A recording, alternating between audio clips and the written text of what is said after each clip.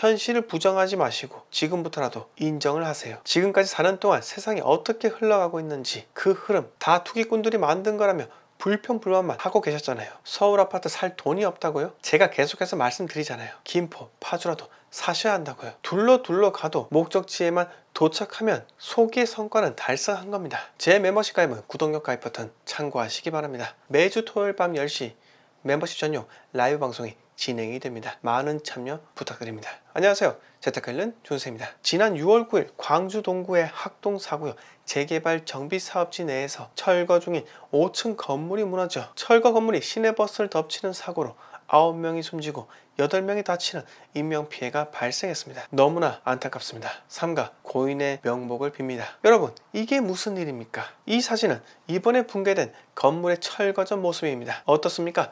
재개발 구역 5층짜리 건물 앞으로 버스 정류장이 버젓이 있는데, 아니 최소한 철거할 때는 주의 통행을 차단하는 것이 상식 아닌가요? 어쩌면 애견된 사고일 수도 있다는 겁니다. 충분히 막을 수 있었다는 거죠. 이딴 식으로 가림막 하나만 해놓으면 안에서 무슨 일이 발생하는지 지나가는 행인들이 어떻게 알겠습니까? 그리고 시민들이 계속해서 불안하다고 지자체에 신고도 했다면서요. 이 사진 누가 찍은 겁니까? 아니, 상식적으로 건물 뒤편에 토산을 쌓았는데 토산의 무게 때문이라도 건물에 가해지는 힘이 도로가로 조금만 더 쏠린다면 건물 자체가 넘어질 수 있다는 점은 초등학생만 돼도 알 수 있는 사실입니다. 이 사진이요, 위험한 작업 현장을 경고하기 위해 시민들이 찍은 사진입니다. 천막과 파이프로만 차단하고 철거하는 것이 불안하다. 건물과 도로는 바로 인접해서 뭐라도 떨어지면 인명피해가 날 것이다 라는 내용으로 광주 동구청에 민원을 넣었죠. 하지만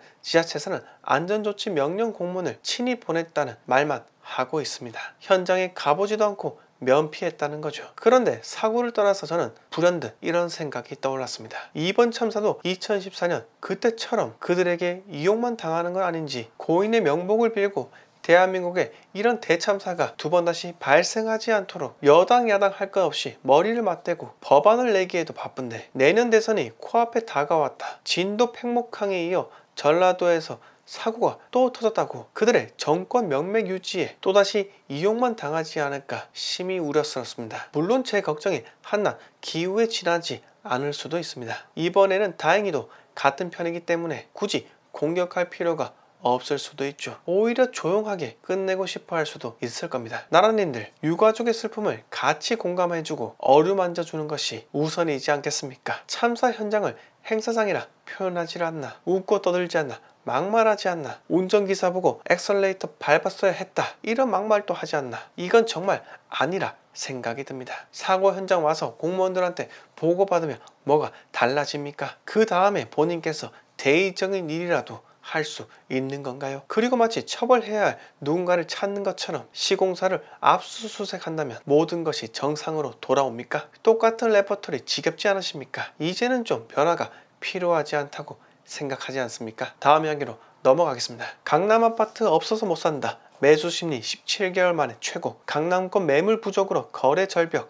매수 심리는 점점 상승. 세금 부담까지 겹쳐 매물 실종. 도대체 왜 그랬어요? 나한테 왜 그랬어요? 제가 이전 관료들에게 묻고 싶은 말입니다. 왜 공급을 틀어막았습니까? 그냥 사람들이 신축 아파트에 거주할 수 있도록 만드는 것이 그렇게나 싫었습니까? 아리수만 중요했습니까? 기사 계속해서 읽어가겠습니다. 서울 아파트 값이 상승하면서 매수세가 강해지고 있다. 강남을 중심으로 매물 부족이 심화되면서 거래는 절벽 상황까지 내몰리고 있다. 반면 매수 심리는 점차 오르더니 강남권에서는 1년 5개월 만에 최고치까지 뛰어올랐다. 11일 한국부동산원에 따르면 이번 주 7일 조사 기준 서울의 아파트 매매 수급 지수는 107.8로 지난주 104.6보다 3.2포인트 올랐다. 9주 연속 기준선을 웃돌고 있다. 매매 수급 지수는 부동산원의 회원 중개업소 설문과 인터넷 매물 건수 등을 분석해 수요와 공급 비중을 0부터 200까지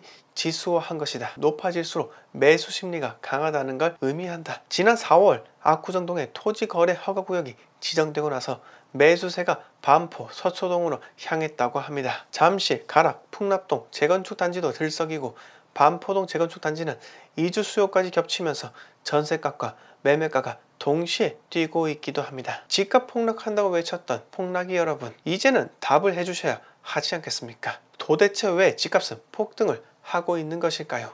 종부세는 12월에 내기 때문에 고지서가 날라오면 그때 멘붕 와서 떨어진다고요? 그냥 전문가 되기를 포기하세요. 비전문가인 저도 집값 안 떨어지는 걸 잘 알고 있는데 부끄럽지 않으십니까? 저는 그냥 평범한 일반인일 뿐이고 손품 팔고 발품 팔고 정치, 경제, 사회 등 이런저런 뉴스를 보면서 사고를 통해 내린 결론이 2021년 집값 폭등인데 왜 저랑은 다른 결론을 내리시는지, 그냥 모두가 예스일 때 나만 NO 라고 외치는 소수주의자이신지 참으로 의문입니다. 제가 이전에도 말씀드렸습니다. 강남 티오 10개 중 1개 가지고 사람들이 들어가기 위해서 지지고 볶고 싸운다. 그렇게 피 터지는 싸움이 1, 2월마다 매년 이루어지니 끊임없이 폭등을 할 수밖에 없다. 그런데 이번에 주식과 비트코인으로 돈 번 사람, 그리고 지방 부동산 투자로 돈 번 사람, 이런 사람들이 또다시 서울, 그 중에서도 강남으로 흘러 들어가고 있으니 강남 티오 한 자리 가지고 싸우는 사람은 한 해 내내 북적일 수밖에 없다는 겁니다. 여러분, 집값은 우상향합니다. 그런데 폭락은 없지만 하락이 없는 것만은 아닙니다. 7억짜리 아파트가 15억을 찍고 13억 후반부터 14억 사이 왔다 갔다 하더라도 장기적인 관점에서 보면 우상향이지만 단기간으로 보면 하락은 하락이죠. 물론 폭락기의 입장에서는 폭락이겠지만 말이죠. 하지만 폭락기들을 추종하는 사람들은 하락이 왔을 때 결국은 사지 못하게 됩니다. 아주 짧은 하락인데도 불구하고 현실 부정하는 세뇌를 당했으니 기회를 늘 놓칠 수밖에 없는 것이죠. 제가 마지막으로 한마디 드릴게요. 부동산 대폭락이요? 어쩌면 앞으로 수십 년간 존재하지 않을 수도 있습니다. 대한민국 가계부채 폭탄이요? 그런데 LTV 비율 보시면 충분히 가계부채 관리가 되고 있으니 걱정할 필요도 없고요. 3기 신도시 입주 폭탄이요? 25년 이후에야 입주가 슬슬 시작이 될까 말까 한데 아직까지 먼 미래일 뿐더러 3기 신도시는 서울 집값에 그다지 영향이 없다고 보고요. 7만 세대의 광명 시흥 정도는 서울과 상당히 인접해 있으니 서울 서남권 집값 정도는 영향을 줄 수 있겠죠. 제가 말씀드리고 싶은 점이 뭐냐고요? 현실을 부정하지 마시고 지금부터라도 인정을 하세요. 지금까지 4년 동안 세상이 어떻게 흘러가고 있는지 그 흐름 다 투기꾼들이 만든 거라며 불평불만만 하고 계셨잖아요. 서울 아파트 살 돈이 없다고요? 제가 계속해서 말씀드리잖아요. 김포, 파주라도 사셔야 한다고요. 둘러 가도 목적지에만 도착하면 소기의 성과는 달성한 겁니다. 인생은 장거리 마라톤인데 초반부터 포기할 필요가 없다는 것이죠. 무리할 필요도 없고요. 제가 100번 양보해서 한마디만 드리고 마치도록 할게요. 지금 당장 집을 사지 않아도 되니 폭락이 방송 보고 세뇌당해서 현실 부정만 하는 어린아이로 살지는 마셨으면 합니다. 자, 오늘 이야기 여기서 모두 마치겠습니다. 영상 마음에 드셨으면 구독과 좋아요 부탁드립니다.